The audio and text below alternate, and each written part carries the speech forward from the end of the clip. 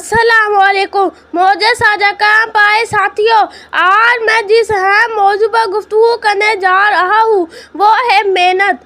محترم سامعین کرام، دنیا میں جتنے بھی کامیاب لوگ گزرے ہیں ان کی کامیابی کا راز صرف ایک چیز میں چھپا ہوا تھا، محنت، محنت اور صرف محنت۔ اللہ تعالیٰ قرآن مجید میں فرماتا ہے اور انسان کو وہی کچھ ملتا ہے جس کی وہ کوشش کرتا ہے۔ اس آیت سے صاف ظاہر ہے کہ بغیر کوشش، بغیر محنت کے کچھ حاصل نہیں ہوتا۔ آج محمد صلی اللہ علیہ وسلم نے بھی محنت کی مثال قائم کی، تبلیغ اسلام کے لیے مکہ کی گلیوں میں پتھر کھائے، تانے سہے، مگر کبھی ہمت نہ ہاری۔ علامہ اقبال راتوں کو جاگ جاگ کر شعر لکھتے، خواب دیکھتے اور قوم کو جگاتے۔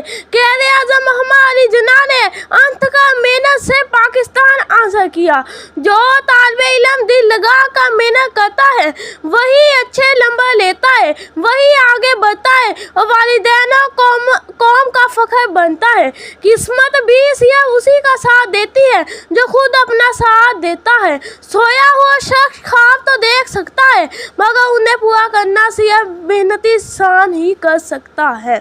بھائی بہن اور بھائیوں، آئے آج عہد کریں کہ ہم اپنی زندگی کا ہر لمحہ قیمتی سمجھیں گے، فضول کاموں سے بچیں گے اور اپنی پوری طاقت، وقت اور ذہن محنت کے لیے وقف کر دیں گے، کیونکہ محنت وہ کنجی ہے جو کامیابی کے ہر بند دروازے کو کھول دیتی ہے۔ اللہ ہمیں محنت کرنے کی توفیق عطا فرمائے، آمین۔